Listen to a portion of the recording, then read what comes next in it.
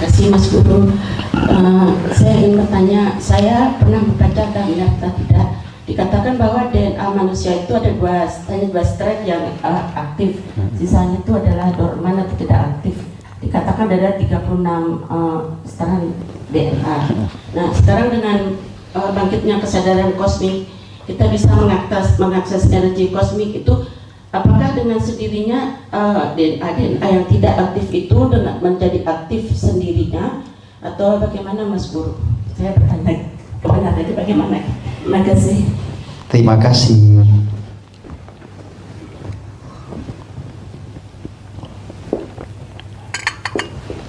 Baik, saudara dan saudari semua yang saya kasihi, titik tekan di dalam sesi pertama ini adalah inspirasi bagi Anda semua untuk menghargai keagungan diri, ya, bahwa Anda semua adalah manusia yang esensinya itu sama, keilahian, bahwa semua Anda itu punya benih keilahian yang sepadan, bahwa semuanya punya potensi untuk tercerahkan, bahwa semuanya bisa menjadi tantrik yang agung, menjadi jiwa ilahi, ya. Jadi hilangkan, sirnakan segala pikiran yang mengkerdilkan. Sebelum saya jawab yang soal strain DNA ini, ya, begini.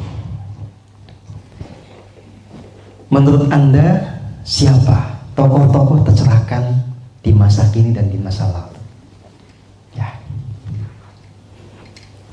Tapi yang beneran Anda tahu, ya, bukan katanya, ya.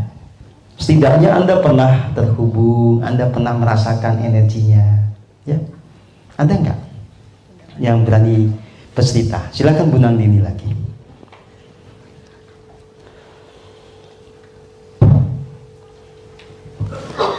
Kalau dikatakan tokoh tercerahkan di masa lalu, secara fisik saya tidak tahu, tetapi secara energi saya terhubung dengan beliau itu di dalam perjalanan hidup saya. Ketika saya mencari kesana kemari kepada manusia, kita mencari penyelesaian, tidak ada jawaban. Saya tertuntun pada suatu titik adalah terhubung dengan beliau itu melalui satu orang guru. Dan disitulah saya belajar dengan beliau, jatuh bangun kan saya tidak tahu apa-apa, trial error. Nah, disitulah saya merasakan kebenaran sejati, dan beliau itu adalah tokoh tercerahkan yang membimbing saya sampai saat ini. Dengan situ saya bisa melalui semua ini. Siapa itu kalau Sri Krishna? Sri Krishna. Ya, yang mana Mas Guru? Oke. Baik, ya. Ini cerita saya, ya. Bisa saja Anda berbeda karena pengalaman tiap orang kan bisa unik, ya. Tokoh yang disampaikan oleh Bu Nandini, Sri Krishna, adalah memang seorang tantrik yang agung dan dia tercerahkan, ya. Ajaran-ajaran Sri Krishna ini terbukukan di dalam Bhagavad Gita. Kalau kita menghayati Bhagavad Gita yang otentik, kita akan menemukan ajaran yang agung, ya. Nah, tokoh lain yang saya bisa konfirmasi betul-betul juga tercerahkan, punya jiwa ilahi dengan kasih yang murni, adalah Yeshua HaMashiach, ya. Nah, yang lain-lain saya tidak bisa ngomong karena ya saya belum bisa menemukan pembuktiannya, ya. Tetapi yang penting adalah begini. Di masa lalu itu ada tokoh-tokoh yang tercerahkan dan kemudian legendaris. Bisa kita kenal hingga saat ini. Pertanyaannya adalah, Anda mau berhenti sekedar mengagumi mereka atau mau bertransformasi sebagaimana mereka? Kalau Anda pernah mendengar, menghayati, sampai mengerti betul bahwa Sri Krishna itu tercerahkan, pilihannya adalah Anda cuma mau majang gambarnya di dinding rumah Anda, atau Anda mau bertransformasi sehingga kesadaran Anda bisa mirip dengan Sri Krishna. Kalau kita bicara tentang Yesus, pilihannya adalah Anda akan menganggapnya sebagai Tuhan, atau Anda bertransformasi menjadi jiwa ilahi, menjadi Kristus sebagaimana Yesua. Itu adalah pilihan Anda. Kalau Anda hanya terkagum-kagum, Anda percaya tetapi tidak bertransformasi, ya nggak ada gunanya. Ya. Tetapi kalau Anda betul-betul menghayati jalan spiritual mereka, Anda bertransformasi sebagaimana mereka bertransformasi, disitulah Anda mendapatkan kegunaan. Nah, saya kasih sebuah wawasan sederhana, ya.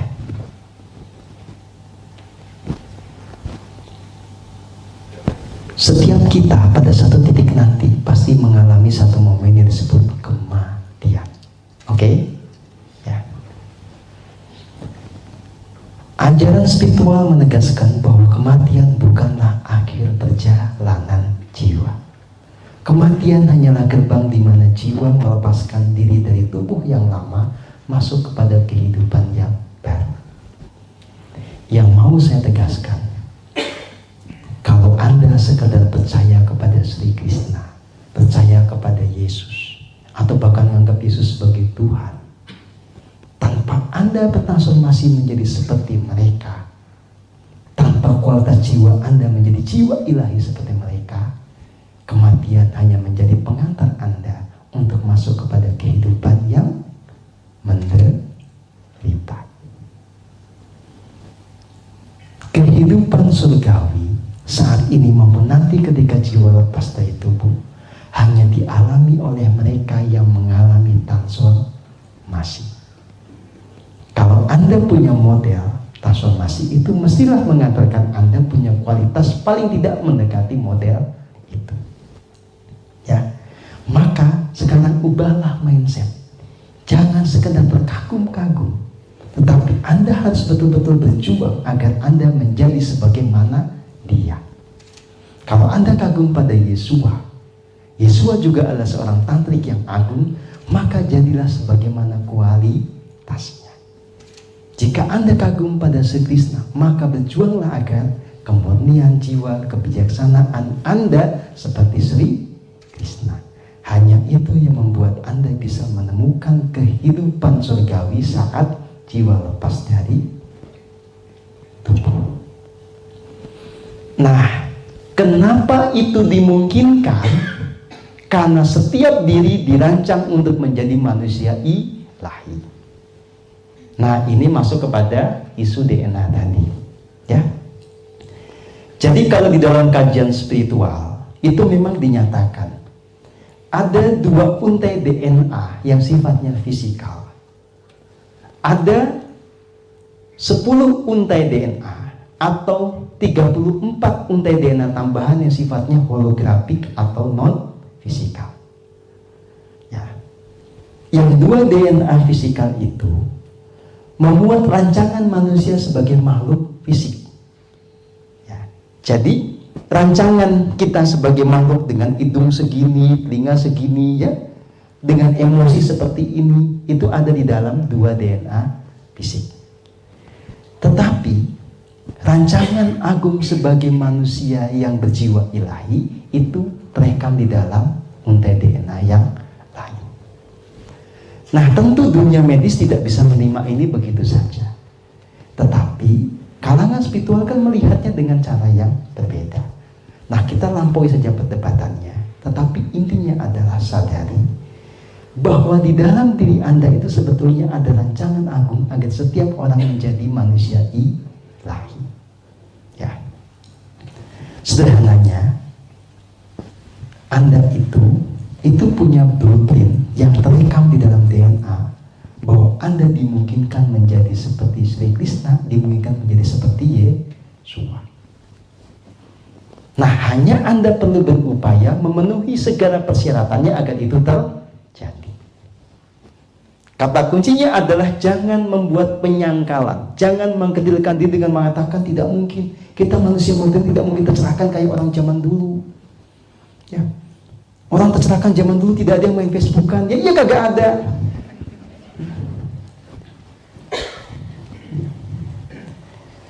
Kita dengan segala tantangan saat ini tetap bisa tercerahkan sebagaimana orang di masa lalu.